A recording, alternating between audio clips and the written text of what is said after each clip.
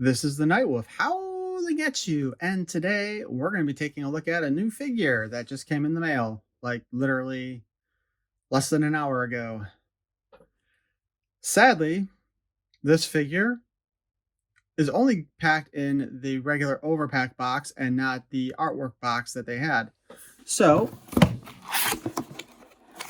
okay, I don't know why I'm being so secretive. I mean, the name's going to be in the thumbnail. So we got Rokkon here.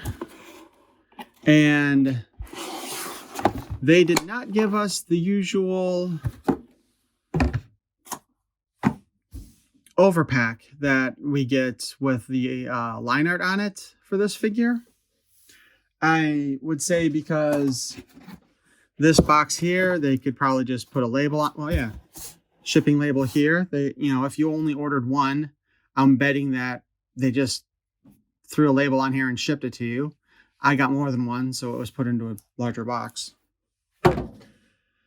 Anyway, Rokkon here, the young, heroic Comet warrior. I wanted to say cosmic so bad right there. Invincible meteor into mighty warrior. Modern prosing with retro play. Masters of the universe. That may have been the most awkward bit of phrasing I've done in a while. Bet you'll be more. On the back of the box, we just have some artwork showing Rokkon and Stondar going up against the Horde. And we get to see Modulok. Hopefully that's a figure that's coming soon, because I would really like one. Although I do believe I actually have a vintage one in my collection somewhere. Don't I? No, I'm not so sure. I know I have the classics one. Anyway, he's going up against the blue Hordak, Leech, and, Modulok. And Modulok is definitely one that I want to get multiples of because of all the combinations you can do with him. And as a bonus, as you may or may not have noticed, this is collector-friendly packaging. And I will state, I'm willing to give up the nice artwork overpack box if they give us collector packaging for all of the figures that they sell to us direct. The irony of collector-friendly packaging, though, there's no cutout for the peg holder, but they still have the cutout, here. I am not going to punch it out, by the way, in case you were wondering. Here we have our Rokkon figure in his glory. And, of course, we get a mini comic.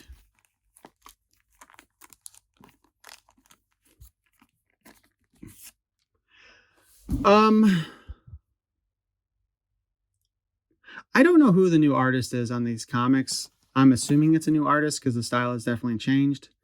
It looks to me like it is probably the same person who did the Eternia one that I still need to open. I'm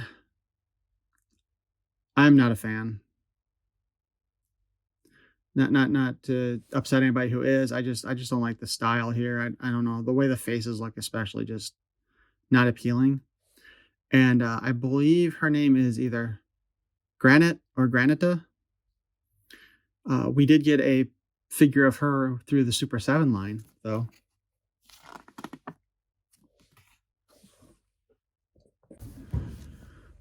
So the mini comic is called The Spear of Eternity, where we see high above the skies of eternity. Etherian? Wait. High above the Etherian skies, something sinister approaches. Etherian? So this is supposed to take place on Etheria? Then what the hell is Man-at-Arms doing in this book? But he calls out for the goddess, who, his daughter. Anyway. So, this is so confusing already. So Man-at-Arms and He-Man apparently jump into the Talon Fighter and somehow go to Etheria.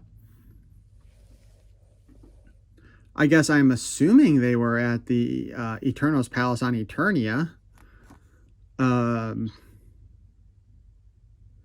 they're going to warn the comic people because long, long ago on their home world of Geolon, their people were peaceful and tranquil until a living volcano showed up. It sounds like they're stealing the part of the plot of Transformers Prime here with Unicron. They fought it and won, and they kicked the living volcano off their world. Look at that thing. It split itself into two and sent one half of itself into the sun to destabilize it, forcing the Comet people to leave the planet or die on a cold world, where they eventually landed on Eternia. The warning that Man-at-Arms brings to them on Etheria, apparently, is to warn them that the volcanic enemy, Scoria, has shown up to take revenge on them for kicking it off of their world in the first place.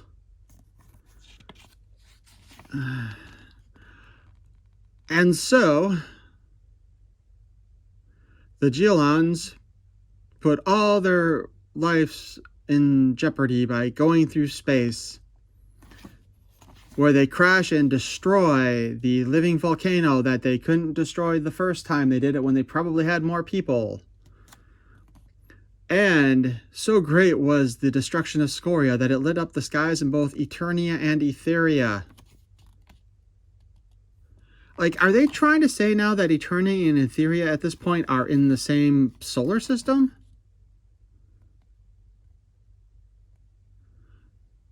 I don't understand what's going on here. Like, seriously, is that supposed to be Etheria there? Like, I would expect that we would see it behind the Crystal Castle. Although, the fact that they are showing us the Crystal Castle here brings me some hopes that maybe we'll see Princess of Power in the Origins line. I would really like to.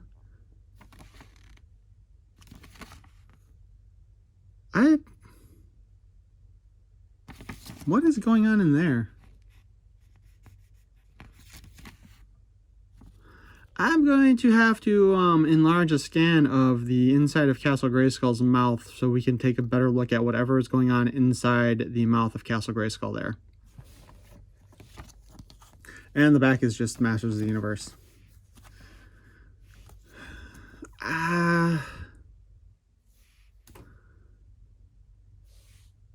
not sure what's going on with the Eternia and Etheria in that book. I think it's a new writer too, but I'm not sure. Anyway, let's go on to the figure, shall we? Here they're using rubber bands again.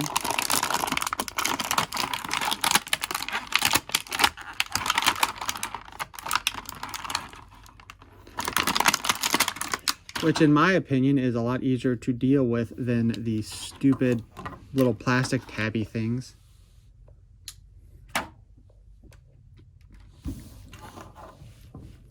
So this is his gun thing. That is not a very tight fit on there. 3 hours later.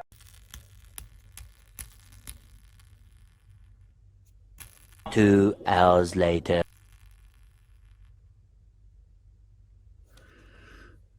So, it's got an interesting design. I don't have the original Rokkon or Stondar. I do have the classics versions. But I kind of feel like this gun is shaped a little differently than that. I don't know if I'm correct on that or not, but it just seems kind of weird to me. But it is designed to be held in the hand here or in the chest here. But we will deal with that in a little bit.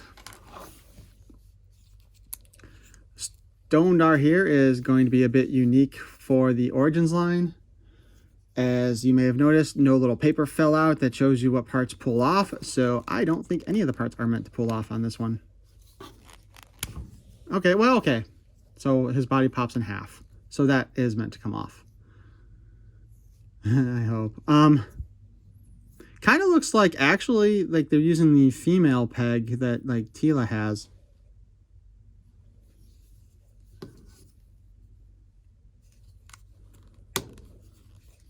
Articulation-wise, he's got a ratchet hinge at the neck. I wasn't expecting to say this for any for Masters Universe. For transformation purposes, he can move a little bit to the left and the right, but it is obviously very much hindered by the big ass thing on the back of his head. The arms, there is still a shoulder joint. We can only go about yay far. I don't know if it's specifically designed to only go that far, or if it's also just being hindered by the rocks attached to it, but we can also spin it around. Spin it, yeah, spin it, yeah, spin it. And the arms can pop out here too. Again, it looks more like a female arm joint.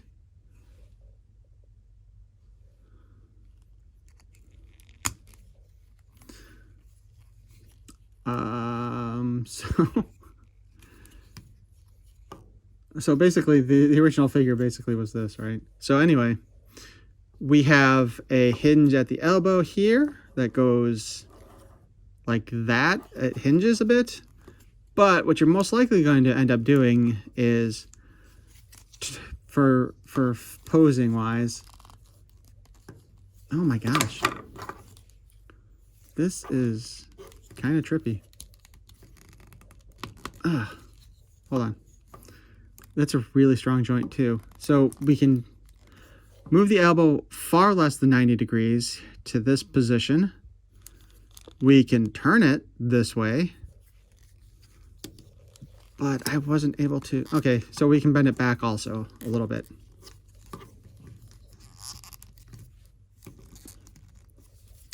That means if we want to have the hand like that, we need to spin the fist around. So this is the most likely position you would have him in order to hold his weapon. Like so. And while we got the weapon out, we might as well just plug it into his chest for...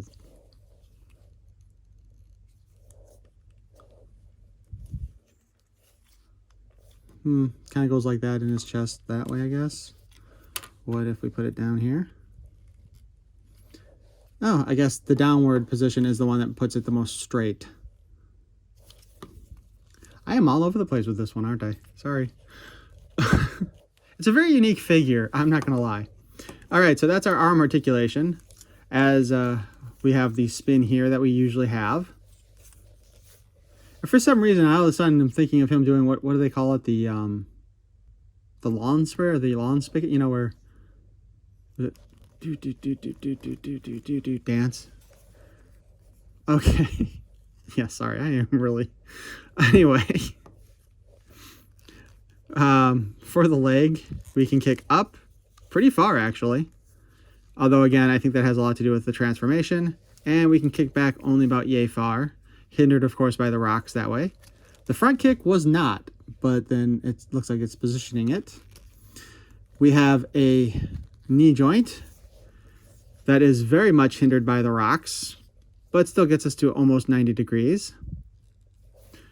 We have the boot cut, so we can spin around. And, of course, the knee itself has a pin joint.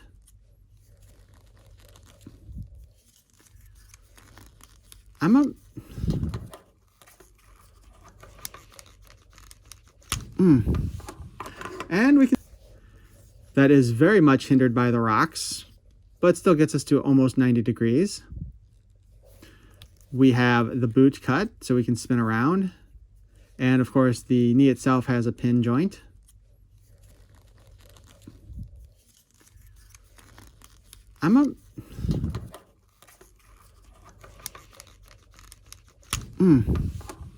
And we can still get the boot off of there.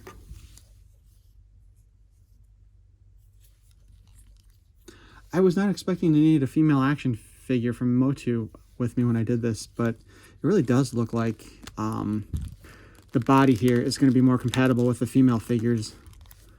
And we have the standard hinge joint at the ankle and a twist. Now, I think it's safe to point out that there are no actual instructions on how to transform them aside from looking at that image right there. So, all right, we know that the arms need to be straightened out like so. I believe he is supposed to be able to hold his gun in rock form. I think that is the main reason why it's on the chest. So we bend the head forward.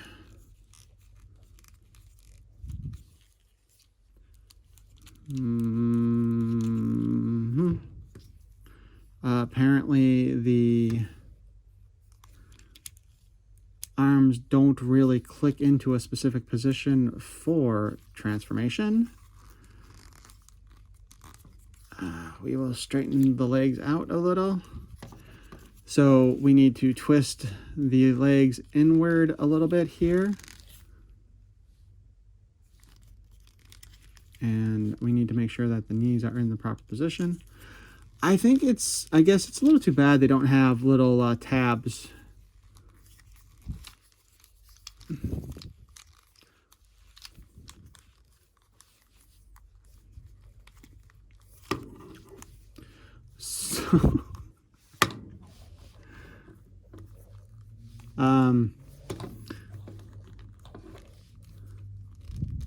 So this is apparently his rock mode.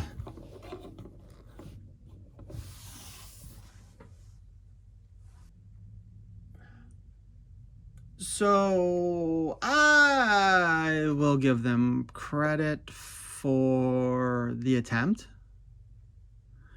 I wish I had a vintage version to compare this to. I really do right now. Because I kind of feel like it folded together better than this. And I think everything positioned better to actually so all the rocky parts I thought they clicked into position so that, it was a more solid chunk than this. But looking at the back here, they don't really meet up very well. If I try to make them meet up here, then I've just screwed up the side. And it's not like the body parts move enough to allow you to really mess with that. I suppose it's possible one of the other toy guys online has figured out a better way to do this, but also it seems like, let me see. I know the one side is lining up better than the other.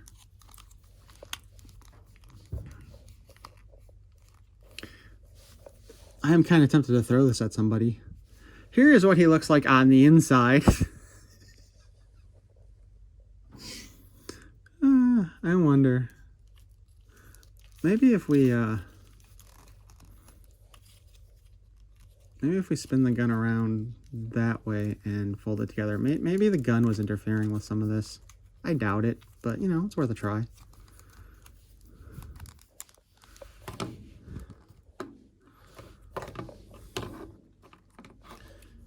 Rock me, baby.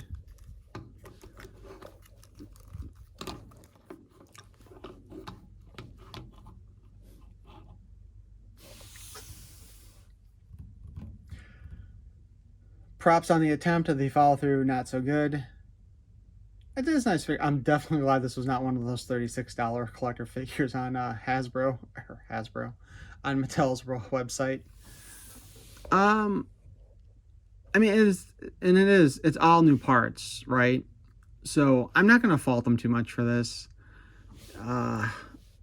Could it have been done better? Maybe. Probably would have been a more expensive figure. And I do appreciate it still only being 20 bucks. And it does do all the same basic stuff the original one did. So,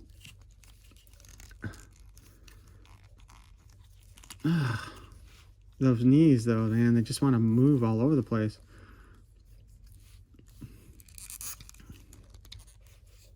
So overall, it's not a bad figure. I don't like having the gun in his chest though, to be perfectly honest. Not in not in robot mode. Geoins, transform and roll out. Anyway,